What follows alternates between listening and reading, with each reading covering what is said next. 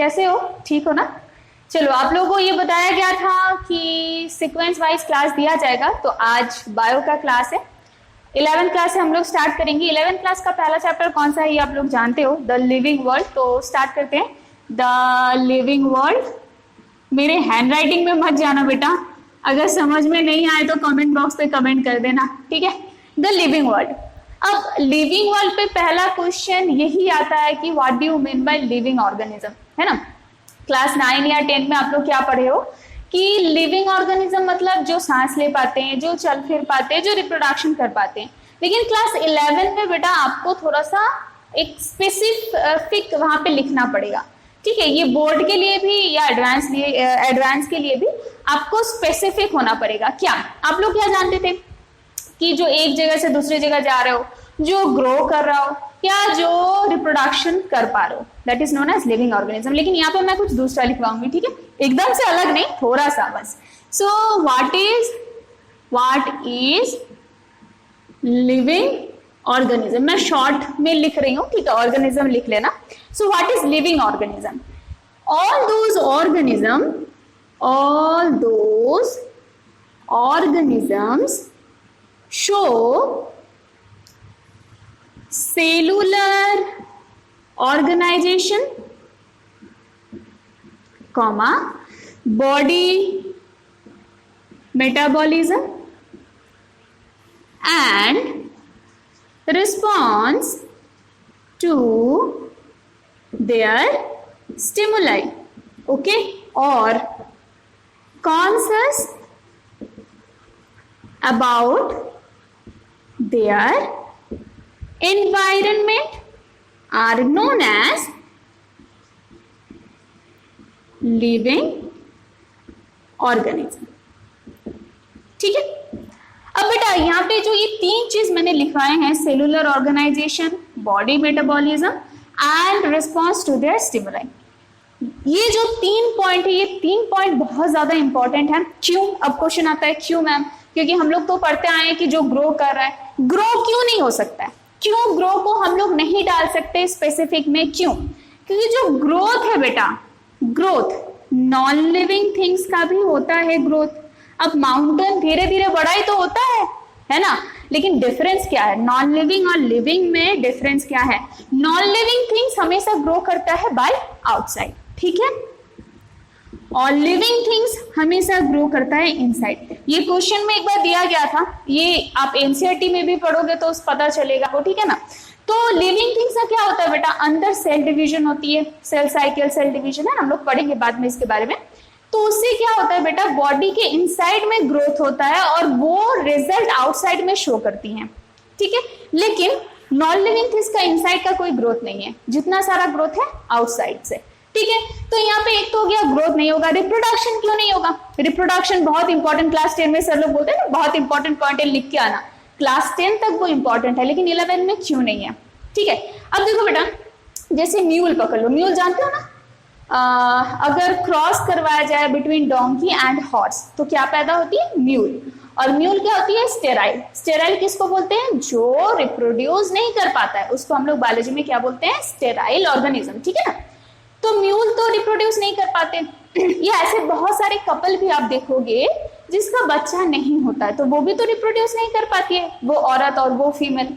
तो क्या वो लिविंग ऑर्गेनिज्म नहीं है? तो एक्सेप्शन है, लेकिन बहुत सारे एक्सेप्शन है। ग्रोथ में हो गया आपका ये चलना फिरना, बहुत प्लांट है, 2-3 एक्सेप्शन प्लांट है जो चल सकते हैं, जैसे वॉल्वॉक्स, क्लामाइडोमोनास है ना। लेकिन ज्यादातर प्लांट क्या है, चल फिर तो नहीं सकता है, तो क्या हम उसको लिविंग ऑर्गेनिज्म में नहीं डालेंगे? तो 3 ये जो बेसिक कैरेक्टरिस्टिक्स है अगर किसी में दिख रही है तो they are known as living organism, ठीक है। अब सेलुलर ऑर्गेनाइजेशन का मतलब क्या है कि सेल है, सेल से टिश्यू से आपका आ जाता है ऑर्गन से ऑर्गन सिस्टम, है ना। तो इसको बोलते हैं आपका सेलुलर ऑर्गेनाइजेशन। फिर आपका आ जाता है बॉडी मेटाबॉलिज्म, मतलब बॉडी के अंदर जितने सारे रिएक्शंस होते हैं ना उसको बोलते हैं मेटाबॉलिज्म, ठीक है। तो वो रिएक्शन अगर बॉडी में हो रहा हो तो वो भी लिविंग ऑर्गेनिज्म। एंड तीसरा है रिस्पॉन्स टू देयर स्टिमुलाई, अगर बाहर की जो भी हो रहा है उसके तरफ हम लोग कुछ रिस्पॉन्स दे रहे हैं, they are known as living organism, ठीक है। इतना तक सबको क्लियर है? मिटा दो, चलिए इतना हो गया। चलिए नेक्स्ट हम लोग चलेंगे लेवल ऑफ बायोलॉजिकल ऑर्गेनाइजेशन। यहां पे थोड़ा सा हम लोग केमिस्ट्री भी पढ़ने वाले हैं। देखिए कुछ level of organisation non living और लिविंग में भी होते हैं, कॉमन होते हैं, और कुछ ऐसे होते हैं जो सिर्फ और सिर्फ लिविंग ऑर्गेनिज्म में पाए जाते हैं। ठीक है, तो पहला हम लोग वो सारे लेवल के बारे में बात करेंगे जो common in living organism and also in non living organism. ठीक है, so level of biological organisation, sorry यहां पे Z होगा, common in both living and non living.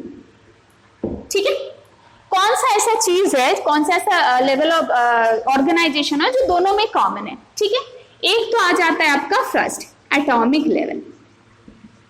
ठीक है, एटॉमिक लेवल में अभी आता है कि हम लोग मैम केमिस्ट्री में पढ़े थे कि सबसे जो छोटा चीज होता है कोई भी मैटर के वो एटम्स होते हैं। तो लिविंग ऑर्गेनिज्म में कैसे आ जाता है ये बात? देखो कोई भी लिविंग ऑर्गेनिज्म हो वो 4 मेन एलिमेंट से बनते हैं। क्या क्या? Carbon, nitrogen, oxygen, hydrogen. ये 4 के बिना एक लिविंग ऑर्गेनिज्म फॉर्म नहीं हो सकता। ठीक है ना, तो अगर एकदम इनर पार्ट में चले जाए तो वो भी तो मेड अप ऑफ एटम्स, क्योंकि ये 4 ही एटम से हम लोग का शरीर बनता है। ठीक है ना, तो इसीलिए इसको भी एटॉमिक लेवल पे डाला जाता है। लिविंग ऑर्गेनिज्म का भी एटॉमिक लेवल होता है। ठीक है, नॉन लिविंग का तो होता ही है, हम लोग को पता है। दूसरा है मॉलिक्यूलर लेवल। मॉलिक्यूलर लेवल मतलब जैसे हम लोग को क्या पता है, केमिस्ट्री में आप लोग पढ़ेंगे एटम्स, एटम से क्या बनती है? मॉलिक्यूल्स है, और मॉलिक्यूल से डिफरेंट कंपाउंड्स बनती है। बायोलॉजी में क्या होगा? एटम से मॉलिक्यूल्स, मॉलिक्यूल्स क्या करते हैं? केमिकल रिएक्शंस करते हैं, केमिकल रिएक्शन करते हैं, और वो क्या बनाते हैं? ऑर्गेनेल्स। ठीक है, जैसे हम लोग जानते हैं सेल ऑर्गेनेल्स होते हैं ना, माइटोकॉन्ड्रिया, लाइसोसोम, ठीक है, ribosome, they are cell organelles, तो वो बनाते हैं ऑर्गेनेल्स। अब बात समझ में आई? So they are common in both living and non living. अब आते हैं, इसको मिटा देती हूं, लिख लेना। अब आते हैं लेवल ऑफ बायोलॉजिकल ऑर्गेनाइजेशन, ये 2 number, only found in living organism. So क्या बस सिर्फ और सिर्फ लिविंग ऑर्गेनिज्म में पाए जाते हैं? देखो लिविंग ऑर्गेनिज्म में कौन सा पाए जाते हैं? सेल, जो कि हम लोग जानते हैं। सेल क्या बनाते हैं? टिश्यू क्या बनाते हैं? ऑर्गन सिस्टम बनाते हैं, और ऑर्गन सिस्टम से बनती है इंडिविजुअल। ठीक है ना, ये तो आप लोगों को पता होगा, ये बहुत आसान है। ठीक है, तो ये हो गया आपका लेवल ऑफ बायोलॉजिकल ऑर्गेनाइजेशन। एक तो हुआ कॉमन दोनों में, एक हुआ कि सिर्फ और सिर्फ लिविंग ऑर्गेनिज्म में पाया जाता है, और एक लेवल ऑफ ऑर्गेनाइजेशन होता है बेटा जो बियॉन्ड इंडिविजुअल होती है। ठीक है ना, ये एक पार्ट है जो आपको इकोलॉजी और इकोसिस्टम में पढ़ाया जाएगा, लेकिन यहाँ पे थोड़ा सा मैं इंट्रो बता देती हूँ। ठीक है, ये मिटा देती हूँ। तो थर्ड नंबर पॉइंट आउट करो, वो है level of organisation beyond individual. ठीक है, अब देखो बेटा बियॉन्ड इंडिविजुअल क्या आता है? जैसे बहुत सारा इंडिविजुअल सेम टाइप का, आप ह्यूमंस का ले लो, नहीं तो क्रो का ले लो। ठीक है, क्रो का बहुत सारा इंडिविजुअल सेम स्पीसीज का, तो वो क्या बनाते हैं? पॉपुलेशन। ठीक है, डिफरेंट स्पीसीज का पॉपुलेशन एक साथ क्या बनाएंगे? कम्युनिटी। डिफरेंट कम्युनिटी एक साथ मिलके क्या बनाएंगे? इकोसिस्टम। और डिफरेंट इकोसिस्टम एक साथ मिला के क्या बनाते हैं बेटा? बायोस्फीयर। ये वाला पार्ट आपका अभी नहीं है, इकोसिस्टम है, लेकिन ये भी एक लेवल है, इसलिए मैंने इस चैप्टर में बता दिया। ठीक है ना, तो ये लेवल है बियॉन्ड इंडिविजुअल। ठीक है, इसमें आई थिंक कोई डाउट नहीं होना चाहिए। फिर भी अगर डाउट होगा तो कमेंट बॉक्स पे जरूर कमेंट कीजिएगा, ठीक है। मैं मिटा दूं, चलिए मिटा देती हूँ। अब आते हैं बेटा बिल्डिंग ब्लॉक्स, ठीक है। बिल्डिंग ब्लॉक्स, अब बिल्डिंग ब्लॉक्स मतलब हम लोग का शरीर क्या क्या चीज से बनती है। अब एलिमेंट तो है ही भाई, एटॉमिक लेवल पे मैंने बता दिया कि carbon, oxygen, hydrogen, nitrogen, most जो 4 इंपॉर्टेंट एलिमेंट है यही चारों है। लेकिन इसके अलावा क्या क्या चीज होती है, देखो वाटर, जो भी हम चीज लिखेंगे ना वहां पे आपको वो 4 एलिमेंट का कुछ ना कुछ मिलेगा। वाटर है, फिर आप ले लीजिए सोडियम, फिर क्लोरीन, सोडियम क्लोराइड एक साथ भी लिख सकते हैं।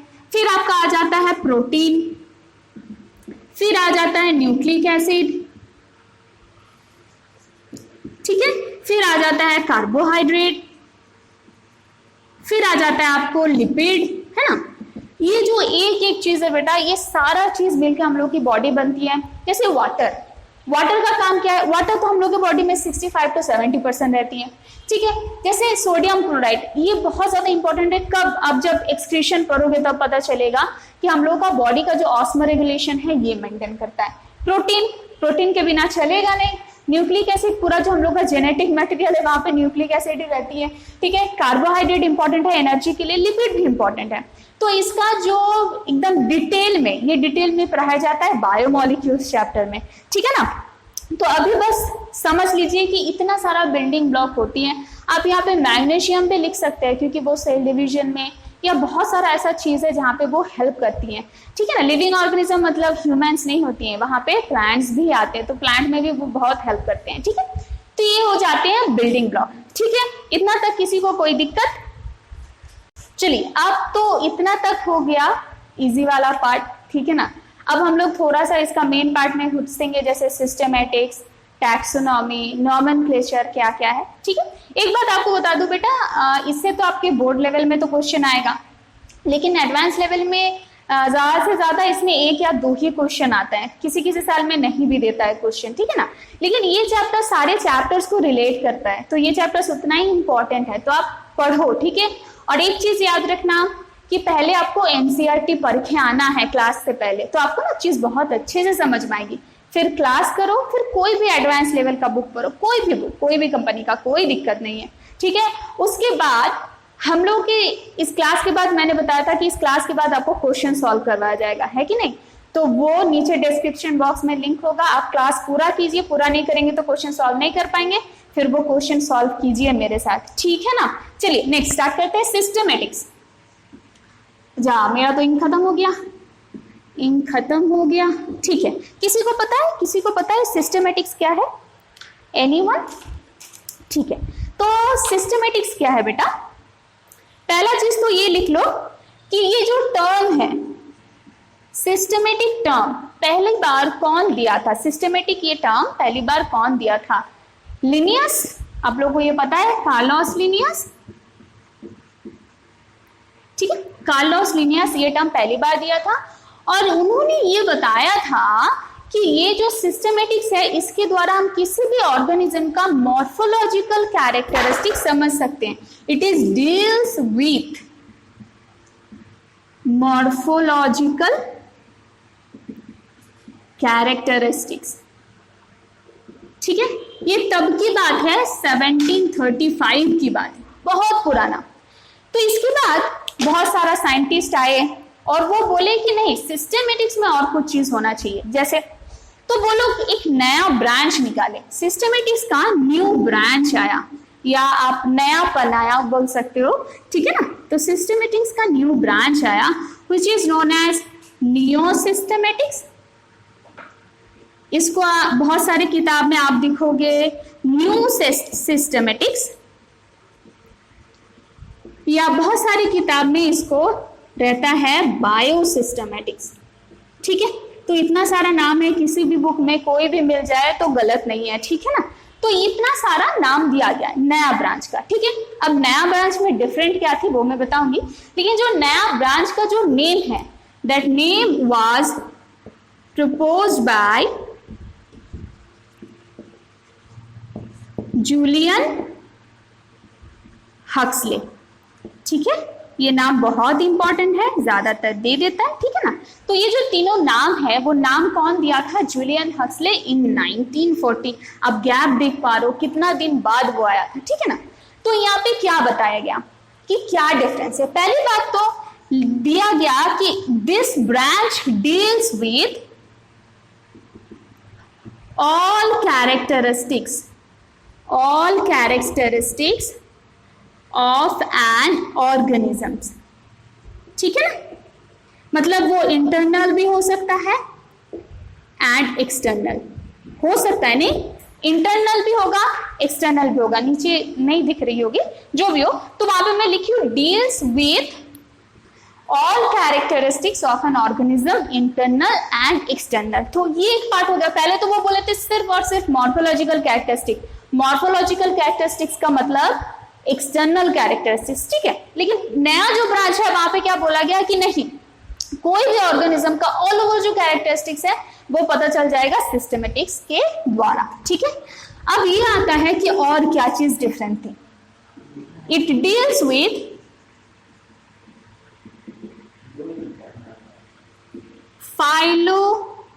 फाइलोजेनेटिक रिलेशनशिप्स, ठीक है। मतलब फाइलोजेनेटिक रिलेशनशिप्स का मतलब होता है बेटा इवोल्यूशनरी रिलेशन, ठीक है।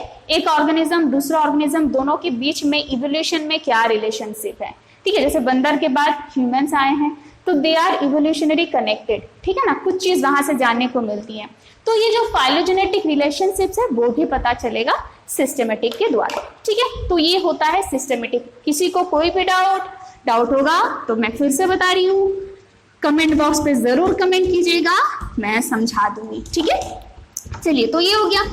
तो सिस्टमेटिक तो एक टर्म हुआ जो कि बहुत इंपॉर्टेंट है।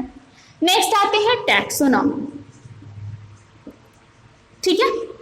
अब टैक्सोनॉमी क्या है? कोई बता सकता है कि फादर ऑफ टैक्सोनॉमी कौन है? फादर ऑफ टैक्सोनॉमी कौन है? सेम लिनियस, ठीक है ना। Father of taxonomy Linnaeus. और एक क्वेश्चन जो कि इंपॉर्टेंट है इधर से कि फादर ऑफ इंडियन टैक्सोनॉमी कौन है? वो है एच सांतापाउ, ठीक है। अब बेटा टैक्सोनॉमी में क्या आता है? टैक्सोनॉमी का मतलब क्या होता है? इट डील्स विथ, लिखो, इट डील्स विथ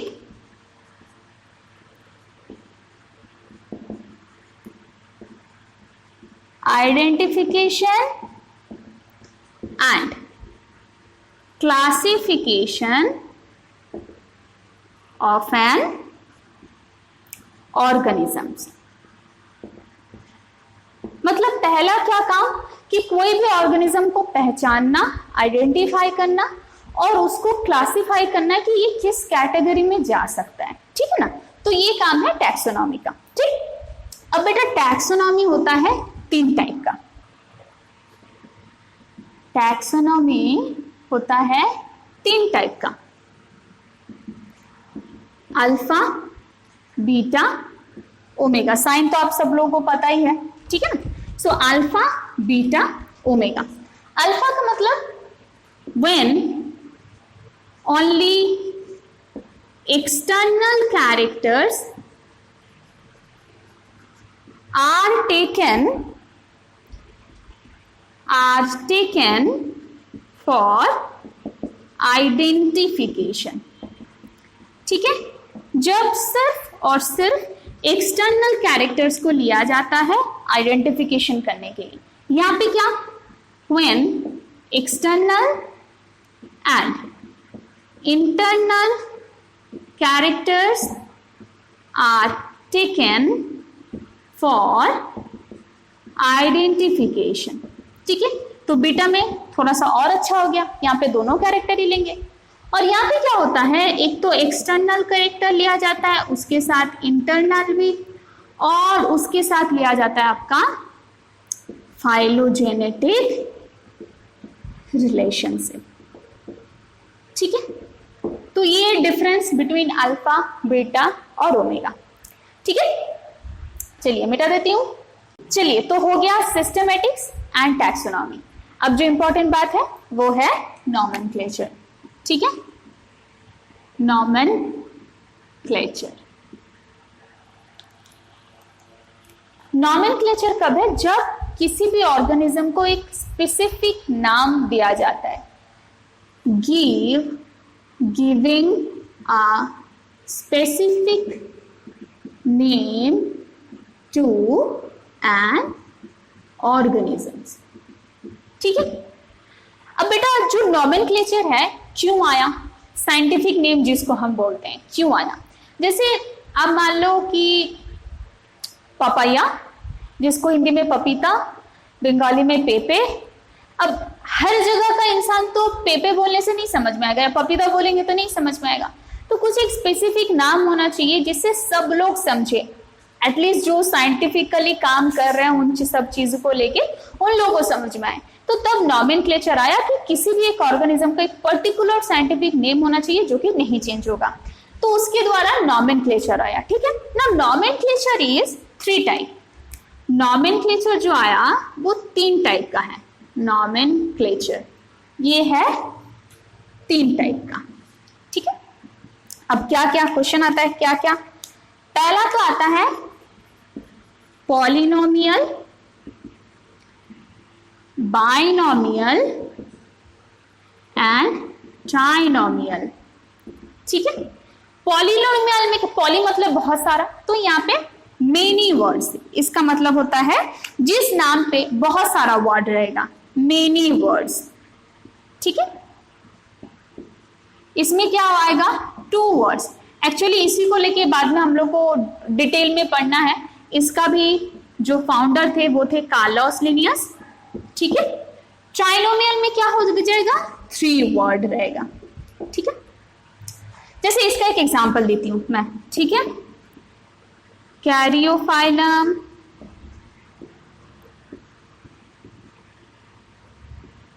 सेक्सटिलीज, फोलीज, ग्रामिनियस, अम्बिलिटस, कोरिम्बिया। इतना बड़ा नेम है। ठीक है ना, हमने जब सर लिखाए थे इसको याद करने में 2 दिन लगा था, तो इतना चाप नहीं लेने का। ठीक है ना, आप धीरे धीरे करो, होगा। सो कैरियोफाइलम, सेक्सटिलीज, फोलीज, ग्रामिनियस, अम्बिलिटस, कोरिम्बिया। इसका मतलब, इसका ना मतलब पॉलिनोमियल में सिर्फ नाम नहीं बताया जाता है, पॉलिनोमियल में ये भी बताया जाता है कि उसका जो कैरेक्टरिस्टिक्स है वो क्या है। तो इसका मतलब क्या है? इसका मतलब नीचे आपको दिखेगा, ये वाला लिख देती हूँ, बता भी दूंगी। ठीक है, तो इसमें क्या होता है कि जो कैरियोफाइलम है, caryophyllum grows on rocks, comma having grass like leaves and umbellate corymb flower. ठीक है ना, नहीं अगर दिख रहा है तो मैं बता देती हूँ। कैरियोफाइलम ग्रोज ऑन रॉक, ये रॉक में होता है। हैविंग ग्रास लाइक लीव्स, मतलब जो पत्ता होता है वो ग्रास लाइक होता है। एंड क्या होता है कि umbellate, having umbellate corymb flower. Umbellate corymb flower is a type of flower जो आप मॉर्फोलॉजी में पढ़ेंगे। ठीक है ना, तो वो इसमें पाया जाता है। तो इसमें पूरा डिस्क्रिप्शन, आउटर जो डिस्क्रिप्शन है वो दिया जाता है, नीचे का मैं मिटा देती हूँ, नहीं तो यहाँ पे लिखने में दिक्कत होगी। ठीक है, चलिए, तो ये हो गया। बाइनोमियल में 2 वर्ड रहेंगे, क्या क्या ये आप सबको पता है। एक होगा जेनेरिक, एक होगा स्पेसिफिक। ठीक है, जीनस, स्पीसीज। ठीक है ना, ट्राइनोमियल में 3 वर्ड रहते हैं। पहला जेनेरिक, दूसरा स्पेसिफिक, तीसरा सब स्पेसिफिक। ठीक है, तो ये 3 यहाँ पे वर्ड रहता है।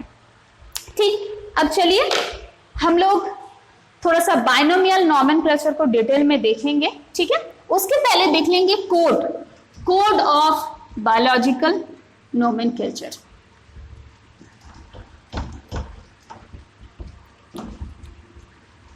देखो, जैसे कोई तो होना चाहिए जो रूल फिक्स करता है। जैसे हम लोग बोलते हैं कि बाइनोमियल नोमेनक्लेचर में एक जेनेरिक नेम होगा, एक स्पेसिफिक नेम होगा। कोई तो ऐसा है जो इस रूल को फॉलो किया है, कोई तो ऐसा होगा कि इस रूल को बनाया है और बोला है कि इसी रूल में सारा नेम दिया जाना चाहिए। ठीक है, तो हम लोग अब पढ़ेंगे, अभी जो पढ़ेंगे वो है कोड्स ऑफ बायोलॉजिकल नॉमेनक्लेचर। ठीक है, अब देखो बेटा, कोड में 2 कोड आते हैं, एक पता है आप लोगों को, ICBN एंड दूसरा ICZN। मैं आज जब आपको क्वेश्चन सॉल्व करवाऊंगी तब भी मैं ये चीज आपको दिखाऊंगी कि कुछ किताब में इसको थोड़ा सा गलत करके लिखा हुआ है। गलत इन द सेंस, कोई भी चीज साइंस में गलत नहीं होता है बेटा, पहले ऐसा था अभी थोड़ा सा चेंज हो गया है। ठीक है, ऐसा होता है। जैसे केमिस्ट्री में आप पढ़ोगे, जो गलत था वो पहले पढ़ोगे, फिर जो सही है वो पढ़ोगे। ठीक है ना, तो यहाँ पर देखो इसका फुल फॉर्म है international code of biological sorry botanical nomenclature. ठीक है ना, ये आप लोग पढ़ोगे। अब यहाँ पे गलत क्या है, ये वाला सही है, आप कहीं भी ढूंढ लो। जो न्यूएस्ट फॉर्म है वो है international code of botanical nomenclature. किसी किसी किताब में फॉर लिखा हुआ रहता है बेटा, वो गलत है। ठीक है, वो गलत है। और दूसरी बात ये है कि आप अगर, जैसे कोई बच्चे कुछ किताब का नाम बताया था कि वहां पे फॉर लिखा हुआ है, तो बेटा ऐसा नहीं कि बस वो एक गलती के लिए वो पूरा किताब खराब है। हो सकता है कि बहुत दिन पहले वो छपा गया हो। ठीक है ना, सो आप ठीक कर लीजिएगा। बस इसका क्या होगा, international code of zoological nomenclature. अब इसमें डिफरेंस क्या है बेटा, हम लोग जानते हैं बोटैनी वर्ड यूज होता है for plants and zoology word use होता है फॉर एनिमल्स। तो प्लांट्स का जितने सारे नाम प्रोवाइड या क्या क्या होना चाहिए उसमें जो रूल्स है वो कौन मेंटेन करता है, ICBN, और एनिमल्स का ICZN। ठीक है ना, रूल क्या क्या है, तो रूल क्या क्या है वो हम लोग देखेंगे, क्या क्या रूल्स ये लोग बनाते हैं। जो रूल्स आप पढ़ेंगे वो अकॉर्डिंग टू बायनोमियल नोमेनक्लेचर। ठीक है, binomial nomenclature, according to binomial nomenclature. आपके सिलेबस में जो है बायनोमियल नोमेनक्लेचर के अकॉर्डिंग में रूल क्या क्या दिया गया था वो पढ़ेंगे। ठीक है, तो फर्स्ट क्या पढ़ते हैं हम लोग, फर्स्ट रूल क्या है, 2 वर्ड रहता है इसमें, क्या क्या पहले जान चुके हैं, जेनेरिक, दूसरा स्पेसिफिक। ठीक है, second rule, generic name start with capital letter and specific name starts with small letter। ठीक है ना, ये जो रूल्स है बेटा ये बहुत इंपॉर्टेंट है, ज्यादातर 11th क्लास के एग्जाम में दे देते हैं। अभी तो पता नहीं कब आप लोग का एग्जाम होगा स्कूल में जाके, लेकिन देख लो, जान लो, क्योंकि नीट या जब भी आप एडवांस लेवल का एग्जाम दोगे ये सब जरूरी है। ठीक है, तो 2 हो गया, एक तो जेनेरिक नेम स्पेसिफिक नेम होना चाहिए, दूसरा क्या है, generic name start with capital letter and specific name start with small letter. जैसे एक एग्जांपल मैं यहीं पे लिखा देती हूँ, जैसे आप लिख लो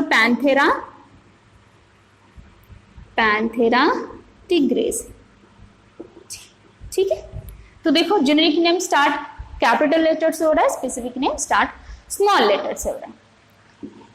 Next, if the name is typed, then it should be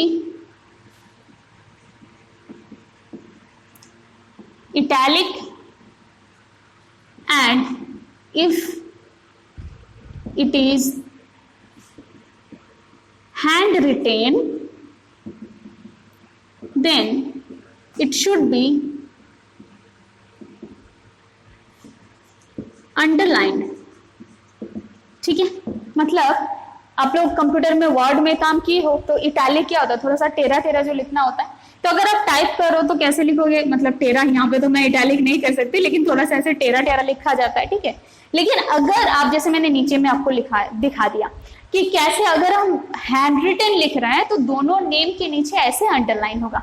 लेकिन एक बात याद रखना बेटा, दोनों वर्ड के नीचे जो अंडरलाइन होगा ना, बहुत सारे स्टूडेंट एक ही अंडरलाइन कर देता है पूरा, एकदम ऐसे करके ऐसे पूरा टान के एकदम मार देता है। ऐसा नहीं है, आपको आधा आधा देना है, ठीक है ना, एक वर्ड के नीचे फिर दूसरे वर्ड के नीचे, पूरा नहीं टानना है। तो ये हो गया तीसरा, ये वाला मिटा देती हूं।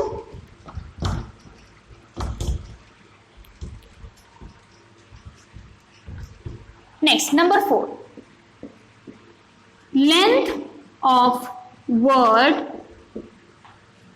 Should not be less than 3 and more than 12। Exception, एक एक्सेप्शन है, रिक्शिया, पैंथाकोट, एंसिस, ठीक है ना, रिक्शिया, पैंथाकोट, एंसिस, ये 20 लेटर का है, ठीक है। बहुत सारी किताब में इसलिए आप देखोगे या बहुत सारे टीचर्स भी इसको लिखाते हैं कि नॉट मोर देन 20 लेटर्स, ठीक है ना, इसीलिए लिखवा दे, क्योंकि कुछ कुछ ऐसे एक्सेप्शन है जो 20 तक पहुंच जाते हैं या 12 से ज्यादा हो जाते हैं, इसलिए बहुत सारे टीचर इसे 20 लिखवाते हैं। जो नियम है वो 12 तक है कि 12 से ज्यादा नहीं होना चाहिए, ठीक है। सो रिक्शिया, पैंथाकोट, आई एम सॉरी, पैंथाकोट, एंसिस, ठीक है, हो गया। नंबर 5 में लैंग्वेज के बारे में बात कर देते हैं, ठीक है। तो यहाँ पे जो लैंग्वेज यूज होता है वो है Latin language, Latin language used. क्यों लैटिन लैंग्वेज यूज होता है? Because it is a dead language. अब बेटा डेड लैंग्वेज का मतलब क्या है? मरा हुआ भाषा। डेड लैंग्वेज का मतलब होता है कि जो भाषा मर गया है, मतलब जो भाषा अभी कोई बोलता नहीं है, पहली बात, और अगर उसे कोई यूज नहीं करेगा तो उसका ग्रामर में चेंजेस नहीं आएगा, मतलब वो एकदम स्टैटिक है, उसका कोई चेंजेस नहीं है। तो उस नाम पे, उस भाषा पे अगर हम लोग कोई नाम देंगे तो उस नाम के अंदर कोई चेंजेस नहीं आएगी, ठीक है ना। तो ये लगातार वैसे ही चलता जाएगा। अगर हम लोग बोलते हैं कि ह्यूमंस का है होमो सेपियंस, वही चलता रहेगा फ्यूचर में भी, ठीक है। तो इसीलिए वो लैंग्वेज यूज किया जाता है। बहुत लोगों का ये क्वेश्चन होता है कि ग्रामेटिकल कैसे चेंज होती है। आप हिंदी देख लो, इंग्लिश देख लो, बंगाली देख लो, वहां पे क्या होता है कि रेगुलर बेसिस पे ग्रामेटिक्स में ग्रामेटिकल जो फॉर्म है वहां पे चेंज आता रहता है, ठीक है ना। इसलिए लैटिन लैंग्वेज यूज किया जाता है क्योंकि वो डेड लैंग्वेज है, अभी कोई उसे यूज नहीं करता है। 5वां हो गया। And the last one, number 6, टॉटनिंग्स are only used in animals, not in plants. Now what do you mean by toponyms? Toponyms का मतलब होता है जब जिनस और स्पीसीज नेम सेम हो जाए। जैसे एक एग्जाम्पल नाजा नाजा, ठीक है। तो इसमें क्या है बेटा, जिनस और स्पीसीज नेम सेम है। गोरिल्ला गोरिल्ला, इसमें भी जिनस एंड स्पीसीज नेम सेम है, तो दे आर नोन एज टॉटोनिम्स, ठीक है। तो टॉटोनिम्स सिर्फ और सिर्फ एनिमल के लिए यूज होता है, प्लांट्स के लिए नहीं यूज होता है, ठीक है। तो ये गया आपका 6 रूल। इसमें किसी को भी कुछ भी दिक्कतें हैं? आई थिंक नहीं है, नहीं होना चाहिए, ठीक है।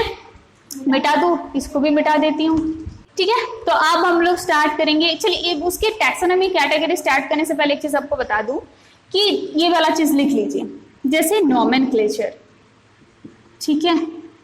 उसके बाद क्या आता है? टैक्सोनॉमी। उसके बाद क्या आता है? सिस्टमैटिक्स।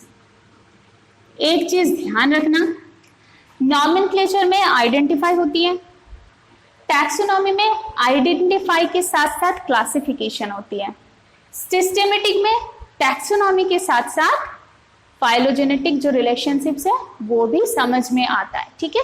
तो नोमेनक्लेचर इसके अंडर में आ गया और टैक्सोनॉमी इसके अंडर में, मतलब सिस्टेमेटिक्स में नोमेनक्लेचर भी आएगा, टैक्सोनॉमी भी आएगा। समझ में आई बात? ऐसा क्वेश्चन है, दिया जाता है। चलिए, तो अब जो हम लोग स्टार्ट करने वाले हैं वो है टैक्सोनॉमिक कैटेगरीज, ठीक है ना। अब बेटा ये इतना इंपॉर्टेंट है, ज्यादातर बच्चे बोलते हैं कि मैम हम कैसे लिखे, इसको याद नहीं रहता है, तो ज्यादातर टीचर यही जो मैं एब्रिविएशन यूज करने वाली हूँ उसी को यूज करते हैं, ठीक है ना। जैसे इसको याद रखना, King Philip came over for good soup, ठीक है ना। ये जो पहला लेटर है उसको लेके हम लोग बनाएंगे टैक्सोनॉमिक कैटेगरीज, या बहुत लोग बोलते हैं टैक्सोनॉमिक हायरार्की, ठीक है। किंगडम, फिर आ जाता है आपका ये सबसे बड़ा है फाइलम,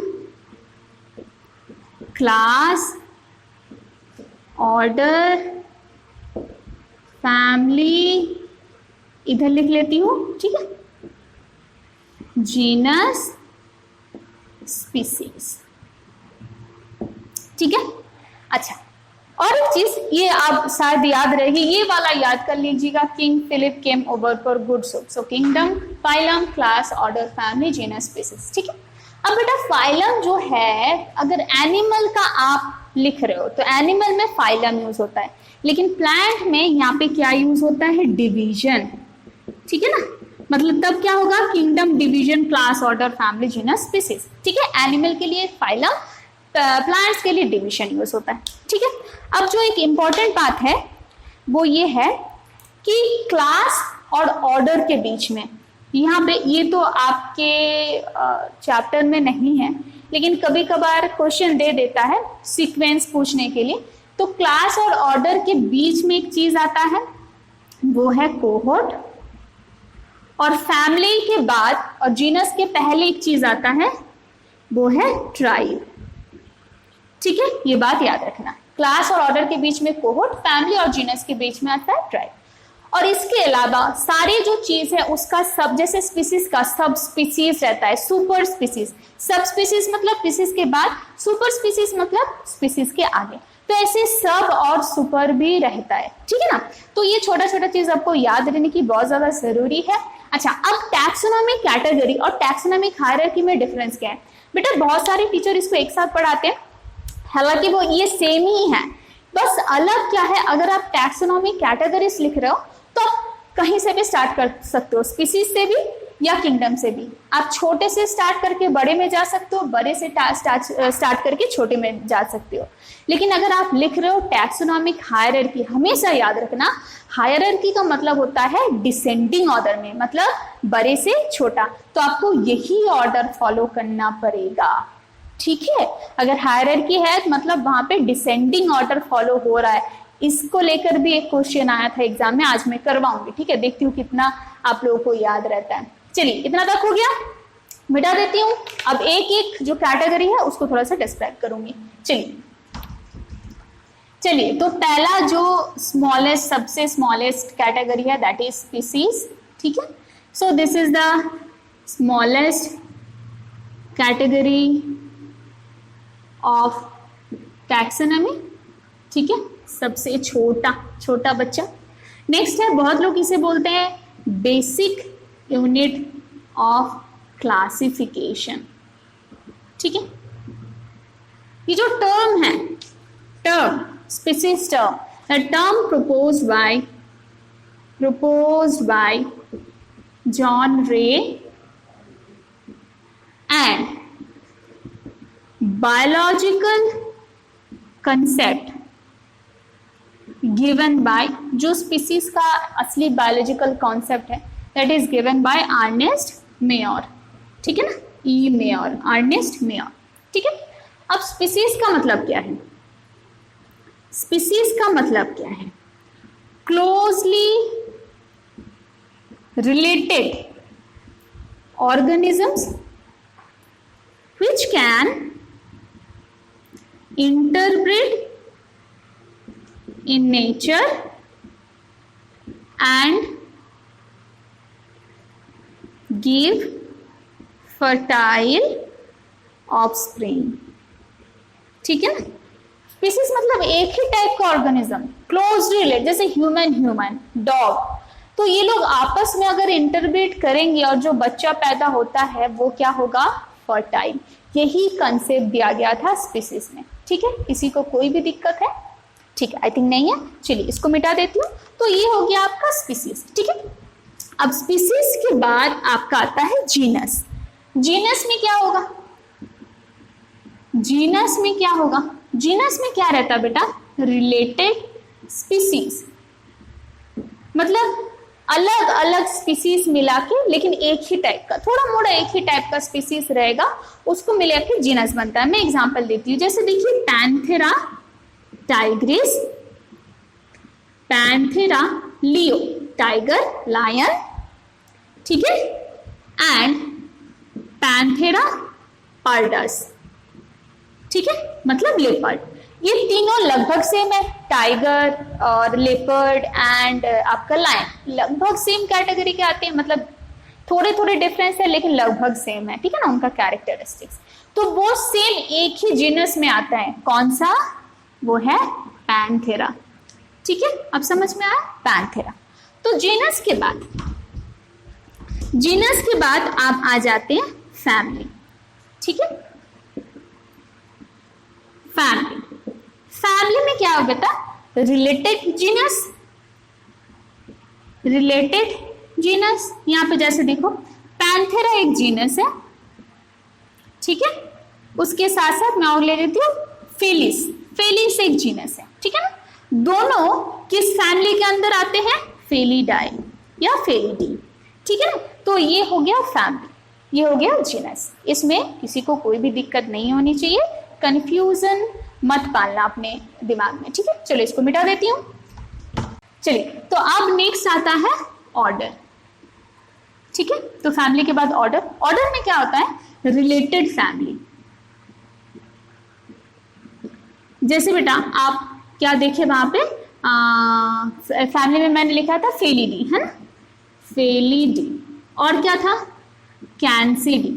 ठीक है, ये दोनों को, ये जो फेलिडी है और कैंसिडी, इस दोनों को एक ही फैमिली के अंडर में रखा जाता है, वो है कार्निवोरा। ठीक है, कार्निवोरा का मतलब आप लोगों को पता है, जो मांस खाते हैं बस। ठीक है, तो ये हो गया, ठीक है, ऑर्डर हो गया। नेक्स्ट आपके आते हैं क्या, क्लास। ठीक है ना, यहाँ पे क्या आएगा, रिलेटेड ऑर्डर। धीरे धीरे ना, जो जैसे स्पीसीज में जो कैरेक्टरिस्टिक्स था एक दूसरे का, वो बहुत ज्यादा सिमिलर था, लेकिन धीरे धीरे वो कैरेक्टरिस्टिक थोड़ा सा कम, सिमिलरिटीज कम मिलते हैं जितना आगे हम लोग बड़ा किंगडम की तरफ जितना जाते हैं। ठीक है, तो क्लास में रिलेटेड ऑर्डर है। क्लास के अंदर जैसे आपका आ जाता है मैमेलिया। ठीक है, जितने सारे मैमल्स है उसको मैमेलिया क्लास में रखा जाता है। नेक्स्ट आपका आ जाता है फाइलम।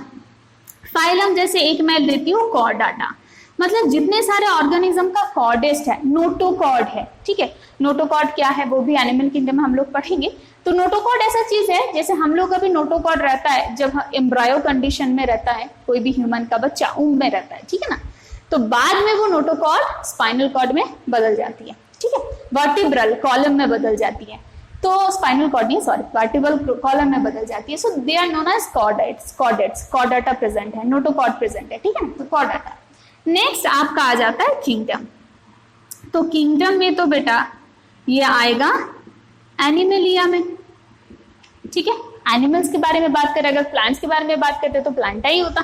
ठीक है, तो ये है आपके टैक्सोनॉमिक कैटेगरीज। ठीक है, तो आज क्या क्या पढ़े, एक तो पहले बेसिक सारा कुछ पढ़ लिए कि आपका जो बिल्डिंग ब्लॉक्स है वो क्या है, फिर और क्या क्या था हमें भूल गया पढ़ाए, और फिर भी ठीक है, तो बिल्डिंग ब्लॉक्स पढ़ाए, फिर लेवल ऑफ ऑर्गेनाइजेशन पढ़ाए, क्या क्या कॉमन है लिविंग नॉन लिविंग में, फिर सिस्टमेटिक टैक्सोनॉमी और नॉमेनक्लेचर पढ़े, और फिर टैक्सोनॉमी कैटेगरी के बारे में भी पढ़े। इस चैप्टर में और जो चीज बचा है वो है टैक्सोनॉमिक एड्स। ठीक है ना, वही चीज बताए। तो टैक्सोनॉमिक एड्स के बारे में नेक्स्ट क्लास में पढ़ेंगे, तो रेडी रखिएगा। एनसीईआरटी पढ़ के आना है, फिर क्लास करना है, याद रहेगा ना, तो आप लोग बहुत अच्छे से समझोगे। यही बात को अगर फॉलो करोगे, आप कोई भी एडवांस लेवल का एग्जाम दो बेटा, या बोर्ड लेवल का एग्जाम दो, आप बहुत अच्छा रिजल्ट करोगे, ठीक है।